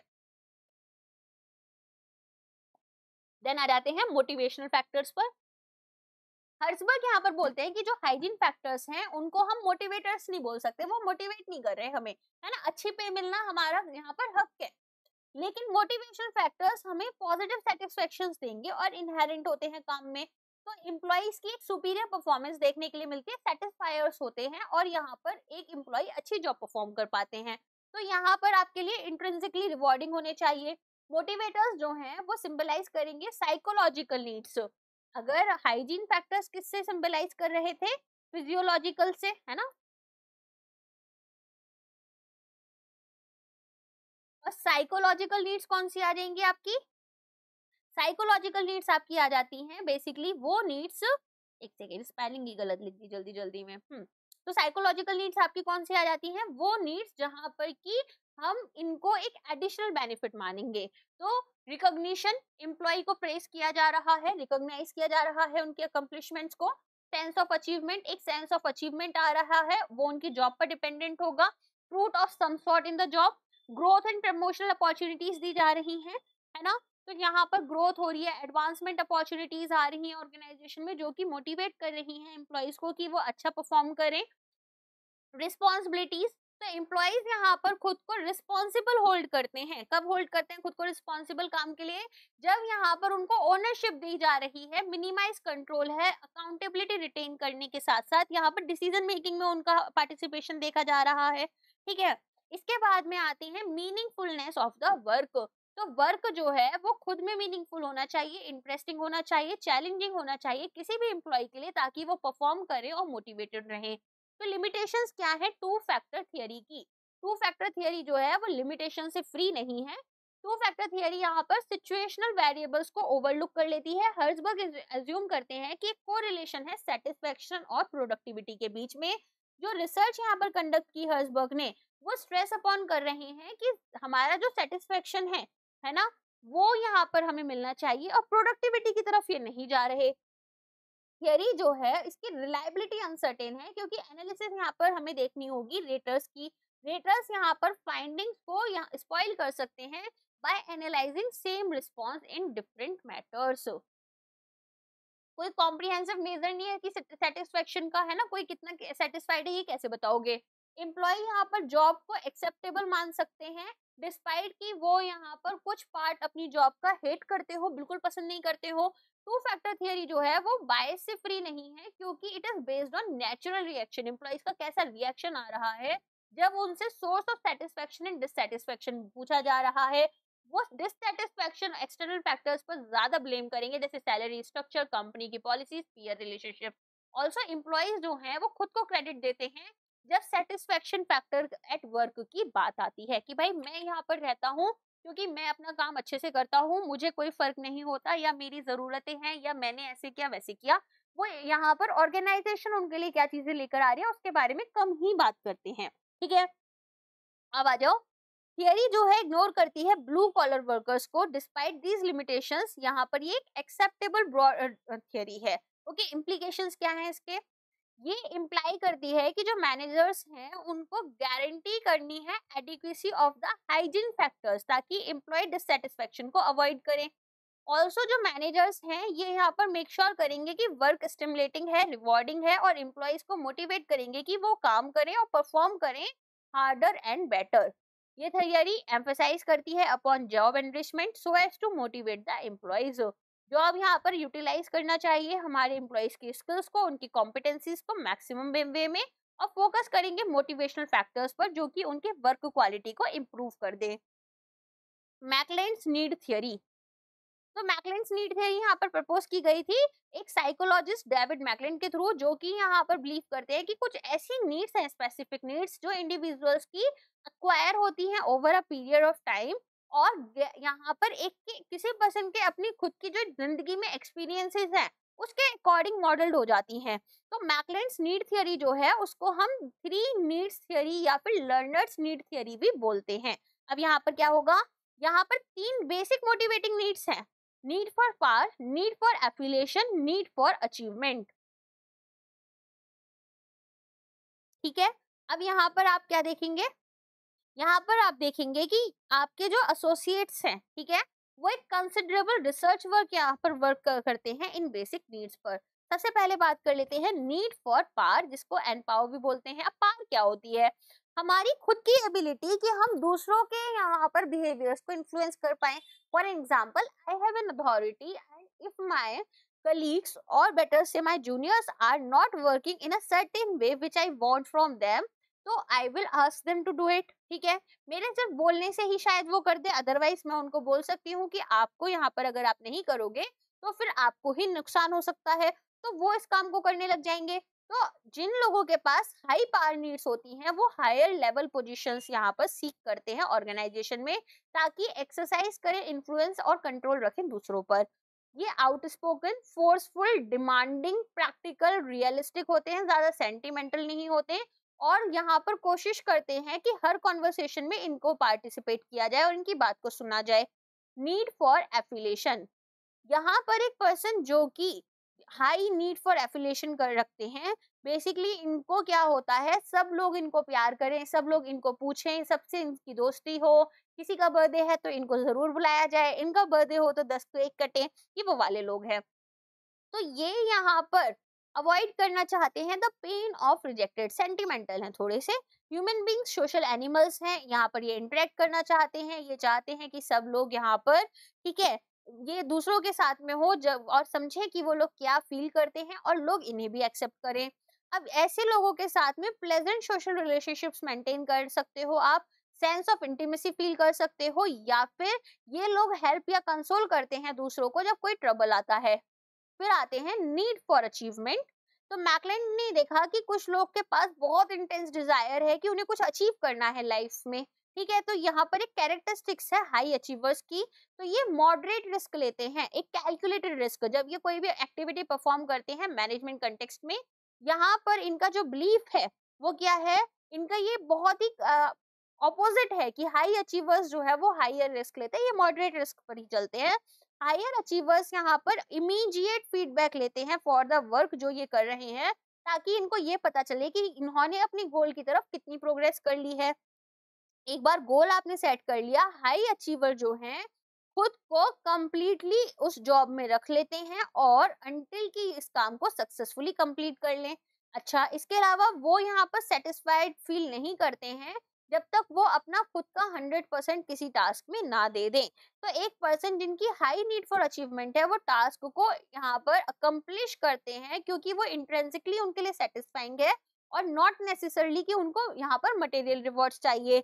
दो यहाँ पर वो चाहते हैं कि पैसा कमाए, लेकिन सेटिस्फेक्शन जो है कि भाई हमने कोई काम कंप्लीट किया, इसमें इनको एक अलग ही खुशी मिल रही है, एक अलग ही अकम्प्लिशमेंट वाली फीलिंग आ रही है, और ज्यादा खुशी इनको दे रही है rather than the just cash up reward. ठीक है, अब आ जाते हैं हैंस मैकलेंड्स नीड थ्योरी जो है वो पॉइंट करती है कि पर्सन की जो लेवल ऑफ इफेक्टिवनेस है और मोटिवेशन है वो ग्रेटली इन्फ्लुएंस होती है 3 बेसिक नीड्स से।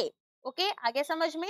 अब आप देख सकते हो पावर, एफिलिएशन, अचीवमेंट मैकलेंड की थ्योरी है। ठीक है, इसको ऐसे भी लिख सकते हैं। और ठीक, चलो एप्लीकेशंस क्या है थियरी की, ऑर्गेनाइजेशनल सेटिंग्स।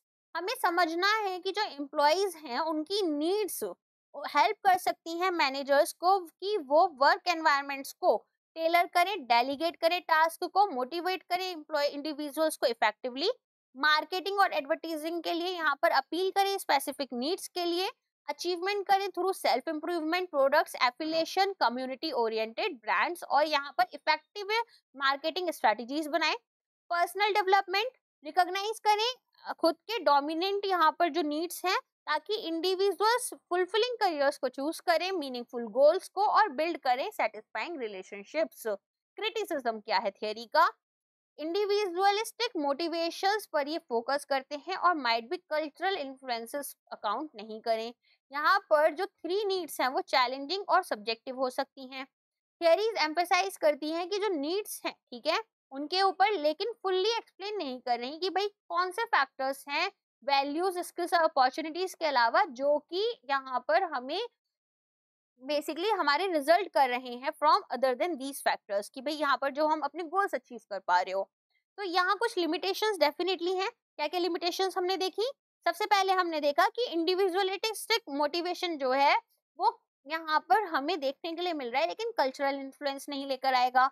ये जो नीड्स है ये चैलेंजिंग हो सकती है, सब्जेक्टिव हो सकती है, किसी के लिए यहाँ पर अचीवमेंट इंपॉर्टेंट होगा, किसी के लिए पावर की जरूरत होगी, किसी को अपना गोल अचीव करने के लिए पावर की जरूरत पड़ रही है ना। तो थियरी एम्फसाइज जो कर रही है वो यहाँ पर बिहेवियर्स जो हैं उनको बहुत अच्छे से एक्सप्लेन नहीं कर पा रही, लेकिन एक वैल्यूएबल फ्रेमवर्क है जिसे आपको यहाँ पर कंक्लूजन लिखना होता है ना एग्जाम में, ये उसके लिए बहुत अच्छा पैराग्राफ है कि यहाँ पर हमें इंटरप्ले समझना है अचीवमेंट का, एफिलिएशन का और पावर नीड्स का, एंड यहाँ पर हम इंसाइट्स गेन कर सकते हैं इंडिविजुअल बिहेवियर्स के और इन्फॉर्म डिसीजंस ले सकते हैं। इसके अलावा गाइस जिन लोगों ने कोर्स परचेज किया है ना, प्लीज सर के साथ में एक बार कनेक्ट कर लेना टेलीग्राम पर, ताकि वो आपको पेड ग्रुप्स में डाल दें डिस्क्रिप्टिव के, एंड आप लोग डिस्क्रिप्टिव प्रैक्टिसेस अपनी थोड़ी बहुत तो शुरू कर ही दो कम से कम अब, है ना। चलो अब नेक्स्ट आते हैं गोल सेटिंग थियरी में। तो गोल सेटिंग थियरी में हम क्या देखते हैं कि किस तरीके से गोल्स जो हमारे सेट हो रहे हैं और साथ में यहाँ पर जो हमारे टास्क परफॉर्मेंस हो रहा है, इन दोनों के बीच में एक ऐसा लिंक कनेक्टेड है जो कि इनसेपरेबल है नेचर में। ठीक है, तो यहाँ पर हम क्या देखेंगे, ये इनसेपरेबल ना, यहाँ पर स्पेस नहीं आएगी, तो यहाँ पर हम क्या देखेंगे कि आपका जो गोल आपने सेट किया और जो यहाँ पर टास्क आप परफॉर्म कर रहे हो ये इनसेपरेबल हैं। अगर यहाँ पर गोल सेट किया गया है तो टास्क इस तरह के होने चाहिए जिन्हें आप परफॉर्म कर सकते हो, साथ में आप कॉन्फिडेंट फील करो ताकि आपको मोटिवेशन रहे। तो स्पेसिफिक, मेजरेबल और अटेनेबल गोल्स होने चाहिए। स्पेसिफिक गोल्स होने चाहिए कि हमें एग्जैक्टली ये काम करना है, हमें यहाँ पर जब गोल अपना अचीव करना है तो कितना परसेंट काम कंप्लीट हो गया, कितना बचा हुआ है, ये हमें यहाँ पर मेजरेबल होना चाहिए। अलॉन्ग विद दैट अटेनेबल होना चाहिए। अब ऐसा नहीं है कि यहाँ पर जो डेडलाइन दे दी गई वो 1 दिन की दी गई है और काम कम से कम 1 वीक का है, तो ये यहाँ पर फिर क्या होगा, गलत चीज हो जाएगी। तो एम्प्लॉयज को अगर आप मोटिवेट करना चाहते हो किसी गोल को अचीव करने के लिए, तो आपको क्या करना होगा, उनको स्पेसिफिक, मेजरेबल, अटेनेबल गोल्स देने हैं। जबकि अगर आप उनको लाउजी, वेग गोल्स देते हो तो यहाँ पर जो एंथुसियाज्म है हमारे एम्प्लॉयज का वो कंप्लीटली खत्म हो जाएगा। तो स्पेसिफिक और चैलेंजिंग गोल्स अगर अप्रोप्रिएट फीडबैक के साथ आते हैं तो हायर बेटर टास्क परफॉर्मेंस देखी जाती है। गोल्स इंडिकेट कर रहे हैं और डायरेक्शन दे रहे हैं एम्प्लॉयज को कि क्या करना है, कैसे करना है, क्या एफर्ट्स लगाने हैं। तो इंपॉर्टेंट फीचर्स क्या है गोल सेटिंग थ्योरी के, विलिंगनेस होनी चाहिए कि हम अपने गोल्स को अटेन करने के लिए काम करें, और यही हमारा मेन सोर्स हो जाता है जॉब मोटिवेशन का। क्लियर, पर्टिकुलर, डिफिकल्ट गोल्स जो होते हैं वो मोटिवेटिंग फैक्टर्स होते हैं इजी, जनरल और वेग गोल से। स्पेसिफिक, क्लियर गोल्स एक हमें ग्रेटर आउटपुट और बेटर परफॉर्मेंस ला कर देते हैं। अनएम्बिगुअस, मेजरेबल, क्लियर गोल्स जो हैं वो complete bye a deadline for completion होते हैं। ठीक है, तो हमें मिसअंडरस्टैंडिंग अवॉइड करने के लिए रहते हैं। गोल्स हमारे रियलिस्टिक होने चाहिए, चैलेंजिंग होने चाहिए, एक इंडिविजुअल को एक फीलिंग ऑफ प्राइड दें, ट्रम्फ यहाँ पर कर पाए वो जब उन्हें अचीव करें, और sets him up for attainment of next गोल। जितना ज्यादा चैलेंजिंग गोल होगा उतना ही रिवॉर्ड भी यहाँ पर बड़ा होगा एंड पैशन होगा लोगों के अंदर उन्हें अचीव करने के लिए। तो बेटर अप्रोप्रिएट फीडबैक अगर यहाँ पर मिलता है तो एम्प्लॉइज का बिहेवियर डायरेक्ट होता है, कंट्रीब्यूट करते हैं वो हायर परफॉर्मेंस की तरफ, और एब्सेंस मिलेगी आपको फीडबैक की। फीडबैक यहाँ पर एक मीन्स है कि किस तरीके से रेपुटेशन गेन करनी है, और हमें क्लैरिफिकेशंस लेकर आनी है। हम रेगुलेट करेंगे गोल डिफिकल्टीज को, और हमारे जो एम्प्लॉइज हैं अब वो ज्यादा इन्वॉल्वमेंट दिखा पाएंगे अपने काम में, एंड यहाँ पर ग्रेटर जॉब सेटिस्फेक्शन देखने के लिए मिलेगा। आगे समझ में, नेक्स्ट जाते हैं। एम्प्लॉय का पार्टिसिपेशन जो है गोल्स में वो हमेशा ही डिजायरेबल नहीं होता है। तो यहाँ पर हम क्या देखेंगे, यहाँ पर हम देखेंगे कि पार्टिसिपेशन जो है गोल्स में, ठीक है, उसको भी हमें लेकर आना है। तो हमारी कोशिश क्या रहेगी, देखो बहुत सिंपल सी यहाँ पर जो सारी बातें हो रही हैं वो ये हो रही है कि आप एक तो जैसे मैंने बताया स्पेसिफिक अटेनेबल और मेजरेबल गोल्स लेकर आओ, साथ में यहाँ पर ये रियलिस्टिक होने चाहिए, हमारी थोड़ी बहुत चैलेंजिंग होना चाहिए कि हमारी और स्किल्स इंप्रूव हो, हमारे भी इंडिविजुअल गोल्स यहाँ पर अचीव हो। साथ में हमें अगर प्रॉपर और appropriate feedback time to time मिलता रहेगा तो हम बेटर एक्सीलेंस ला पाएंगे अपने काम में। और एम्प्लॉइज का जो पार्टिसिपेशन है वो जरूरी नहीं है कि हर बार यहाँ पर डिजायरेबल हो।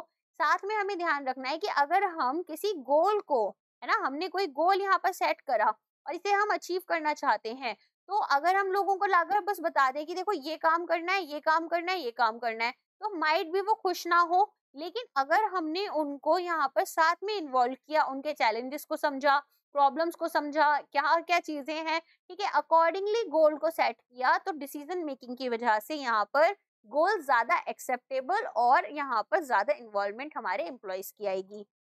तो गोल सेटिंग थियरी ना दो हमारे पास में इवेंचुअलिटीज रखती हैं, एक तो है सेल्फ एफिशिएंसी और एक है गोल कमिटमेंट। सेल्फ एफिशिएंसी की सेल्फ कॉन्फिडेंस मेरे अंदर हो कि भाई ये काम मैं कर सकती हूँ, है ना।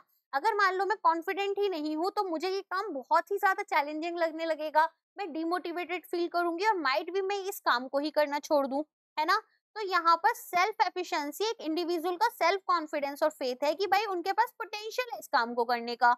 अब जितना यहाँ पर सेल्फ एफिशिएंसी हायर होगी उतने ही ज्यादा एफर्ट्स लगाए जाएंगे, और यहाँ पर चैलेंजिंग टास्क अगर मिल भी गए तो इंडिविजुअल्स फेस कर लेंगे। लेकिन अगर सेल्फ एफिशिएंसी लूज यहाँ पर लो होती है तो कम एफर्ट्स लगाए जाएंगे और माइट भी इंडिविजुअल गोल ही छोड़कर भाग जाए, और फिर वो इन चैलेंजेस को मीट ही नहीं कर पा रहे हैं तो उन्हें और ज्यादा डिमोटिवेशन हो रहा है। Goal commitment, goal setting theory assume करिए कि जो इंडिविजुअल्स हैं वो कमिटेड हैं, किस चीज के लिए कमिटेड हैं कि भाई हमें ये गोल अचीव करना है और हम इस गोल को बीच में नहीं छोड़ेंगे। गोल का जो कमिटमेंट है वो डिपेंड करेगा कुछ फैक्टर्स पर। गोल्स ओपन होने चाहिए, नोन होने चाहिए, ब्रॉडकास्टेड होने चाहिए, सेट सेल्फ होने चाहिए individually rather than designated. Individuals के जो सेट गोल्स हैं वो कंसिस्टेंट होने चाहिए और ऑर्गेनाइजेशनल के गोल्स एंड विजन्स को मीट करना चाहिए। इसके बाद में एडवांटेजेस क्या हैं गोल सेटिंग थियरी की। गोल सेटिंग थियरी एक ऐसा टेक्निक है जो कि हमें हेल्प कर रहा है कि हम इंसेंटिव्स रेस करें फॉर एम्प्लॉइज कि वो अपने काम को क्विकली और एफिशिएंटली कंप्लीट कर पाए। गोल सेटिंग हमें एक बेटर परफॉर्मेंस यहाँ पर लेकर आते हैं, हमारे मोटिवेशन को इंक्रीज करते हैं, एफर्ट्स को इंक्रीज करने में हेल्प करते हैं, और हम यहाँ पर फीडबैक ले लेकर अपना काम भी इम्प्रूव कर रहे हैं। लिमिटेशंस क्या है, अब हो सकता है कि मैनेजरियल गोल्स कुछ और हैं और हमारे ऑर्गेनाइजेशनल गोल्स कुछ और हैं। अब गोल की कॉन्फ्लिक्ट आ गई तो एक डिटर्मिनल इफेक्ट आएगा हमारे परफॉर्मेंस पर, जब यहाँ पर जो हमारा मोटिवेशन है, ठीक है, वो इनकम्पेटेबल एक्शंस की तरफ हमारा ड्रिफ्ट हो रहा है। बहुत ज्यादा डिफिकल्ट और कॉम्प्लेक्स गोल दे दिए जाते हैं तो रिस्कियर बिहेवियर देखा जाता है। अगर एम्प्लॉय के पास स्किल्स ही नहीं है तो उन्हें मोटिवेट क्या कर लोगे, कॉम्पिटेंसीज स्किल्स नहीं होंगी। अगर किसी को यहाँ पर मान लो खाना बनाना नहीं आता और हमने उनको मोटिवेट किया कि नहीं नहीं आपको खाना बनाना है, उनको नहीं पता कि क्या नमक होता है, क्या मिर्च होता है, तो क्या वो ठीक से बना पाएंगे। सिमिलर चीज समझ लो कि अगर किसी को स्किल्स ही नहीं है, कॉम्पिटेंसीज ही नहीं है कुछ काम को करने की, तो फिर यहाँ पर गोल सेटिंग फेल हो जाएगी एंड यहाँ पर उनकी जो परफॉर्मेंस है वो भी आप अंडरमाइन कर लोगे। जरूरी तो नहीं है ना कि उनको खाना नहीं बनाना आता तो कुछ और नहीं आता होगा। तो यही सारी चीजें देखी जाएंगी। अब कोई एविडेंस नहीं है यहाँ पर कि हम गोल सेटिंग जो है उसको इम्प्रूव कर सकते हैं जॉब सेटिस्फेक्शन से। एंड इसके साथ में ये जो हमारा पार्ट है इसे कंप्लीट करते हैं। नेक्स्ट पार्ट हम कल की क्लास में करेंगे। आई होप लेक्चर आपको पसंद आया होगा। थोड़ा लाइक कमेंट कर कर बता दिया करो कि लेक्चर आपको कैसा लग रहा है, और शेयर कर दिया करो दूसरे ग्रुप्स में अपने फ्रेंड्स के साथ में जो लोग प्रिपरेशन कर रहे हैं, है ना। तो मुझे भी अच्छा लगेगा कि हाँ चलो मेरे एफर्ट्स किसी तो डायरेक्शन में जा रहे हैं। बाकी एग्जाम जैसे जैसे आपके होते जाएंगे प्लीज बताना कि कैसा आपका एग्जाम रहा और मेरा कंट्रीब्यूशन आपको कैसा लगा, ठीक है। इसके अलावा अब हम डिस्काउंट की बात कर लेते हैं। Also there is an important announcement, आज इवनिंग तक ये डिस्काउंट जो है ये खत्म हो जाएगा। Hello guys, welcome to RP academy. तो अभी आप लोग का एग्जाम सीजन चल रहा है एंड इसी वजह से आरपी एकेडमी की टीम ने आप सभी के लिए यहाँ पर अपने सभी कोर्सेज पर डिस्काउंट, बहुत हैवी डिस्काउंट दिया एक्चुअली। तो यहाँ पर आपको हमारे जितने भी कोर्सेज हैं, रेगुलेटरी बॉडी से रिलेटेड, जेआईआईबी से रिलेटेड और ईपीएफओ, सभी पर एक हैवी डिस्काउंट मिलेगा। तो मैं एक बार आपको सभी कोर्सेज दिखा देती हूँ कि किन किन कोर्सेज पर क्या क्या डिस्काउंट है। तो जैसे यहाँ लिखा है 70% ऑफ तक हमारे डिस्काउंट्स गए हैं, तो एक बार ये चेक कर लेते हैं कि क्या क्या कोर्सेज आपको मिलेंगे। तो जैसा कि आप अपने स्क्रीन पर देख सकते हैं, यहाँ पर अगर आप आरबीआई ग्रेड ए और बी का फाइनेंस वीडियो कोर्स खरीदते हैं, जहाँ पर आपको फाइनेंस स्टैटिक की वीडियोस मिलेंगी और पीडीएफ्स मिलेंगी, तो वो आपके लिए केवल 499 का है। सेबी का कोर्स आपके लिए अभी 1999 का है।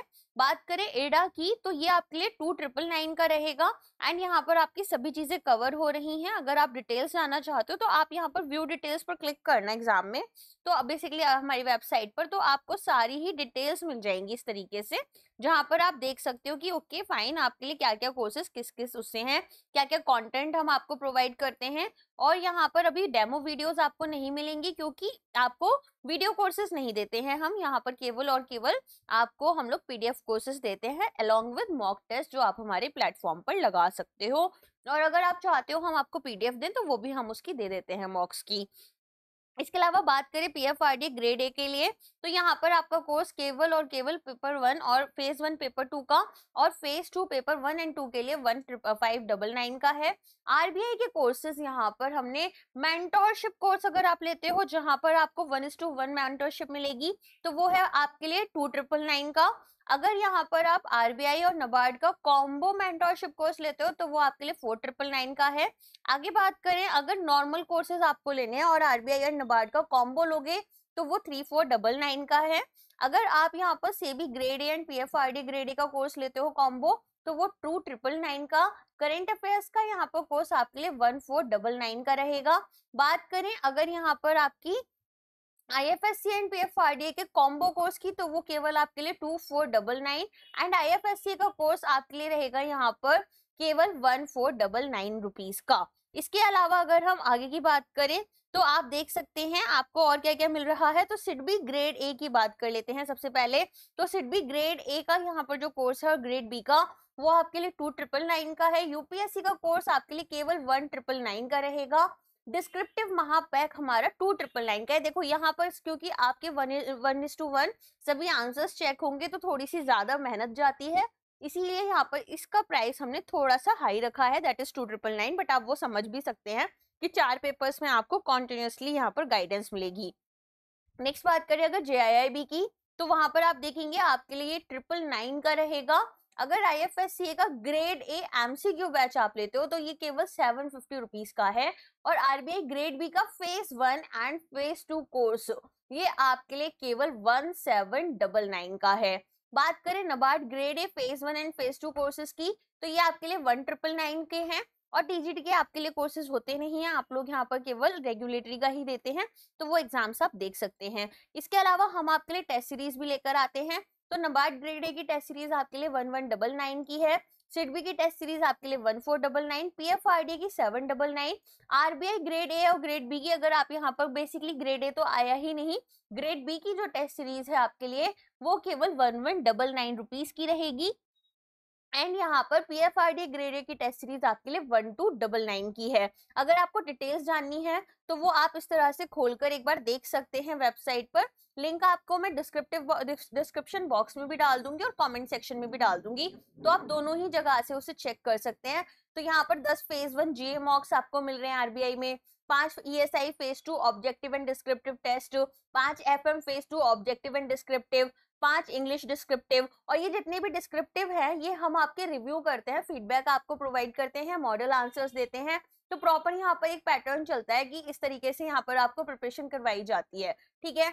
तो अगर आप हमारे साथ जुड़ना चाहते हैं तो आप यहाँ पर इन कोर्सेज को बाई कर सकते हैं। इसके अलावा यूट्यूब के जो इनिशिएटिव्स हैं वो मैं ऑलरेडी आपके साथ डिस्कस कर चुकी हूँ। अगर आप यहाँ पर आ जाओगे ई बुक सेक्शन में, तो ई बुक सेक्शन में भी आपको अच्छे से यहाँ पर अपनी मिल जाएंगी बेसिक एमसीक्यूज की जो पीडीएफ रहती है, तो वो भी आप अगर चाहते हो उससे पढ़ना तो ये एकदम फ्री है आपके लिए, आप यहाँ से भी पढ़ सकते हो। ठीक है, तो अगर अभी तक आपने आरपी एकेडमी एप्लीकेशन डाउनलोड नहीं की है तो पहले डाउनलोड कर लो। और भी बहुत अच्छे फ्री एंड पेड इनिशिएटिव्स हम आपके लिए लेकर आएंगे और दोनों ही तरह के इनिशिएटिव्स रहेंगे।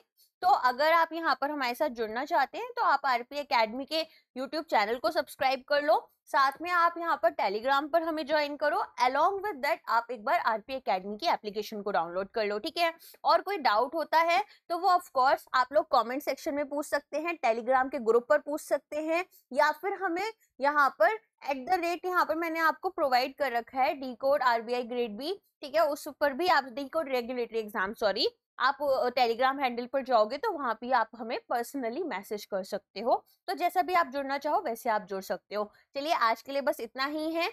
याद रखना वेबसाइट किस तरह से आपको देखनी है, rpacademy.co.in। ठीक है, ये हमारी वेबसाइट है और आरपी एकेडमी का ही आपको एप्लीकेशन भी मिल जाता है प्ले स्टोर पर। अब मिलते हैं हमारी वीडियोस में। Thank you so much.